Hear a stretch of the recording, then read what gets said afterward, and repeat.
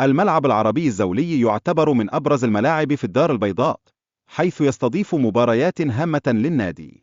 تعكس أهمية الملعب تاريخ المدينة وثقافتها الرياضية بشكل واضح. تعد منافسة الرجاء الرياضي والجيش الملكي من أهم الديربيات في المغرب. هذه اللقاءات دائما ما تجذب انتباه الجماهير، مما يضيف إثارة خاصة للدوري المغربي. على الرغم من معاناة الرجاء الرياضي من تراجع في الأداء، إلا أن لديه تاريخا عريقا في البطولات. يتوقع الجمهور أن يقدم الفريق أداء بارزا في هذه المباراة لتجاوز التحديات. سجل الرجاء الرياضي هدفا مثاليا في الشوط الأول، مما رفع معنويات اللاعبين. الهدف جاء عبر بن عمار الذي أبدع في التحكم بالكرة، مما أضاف لمسة جمالية للمباراة.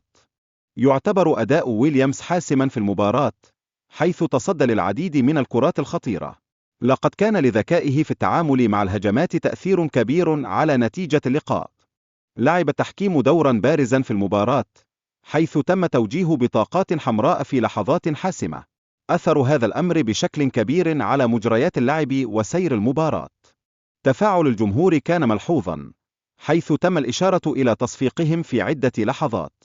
هذه التفاعلات تساهم في خلق جو حماسي يدعم الفريقين. تم الإعلان عن عدد المتفرجين، مما يدل على شعبية الحدث. العدد الكبير يعكس اهتمام الناس بالرياضة ويشجع على المزيد من الفعاليات المستقبلية. تم ذكر توقيتات إضافية خلال المباراة، مما يتيح فرصة للفرق لتعديل استراتيجياتها. هذه اللحظات الحاسمة تظل قادرة على التأثير بشكل مباشر على نتيجة المباراة.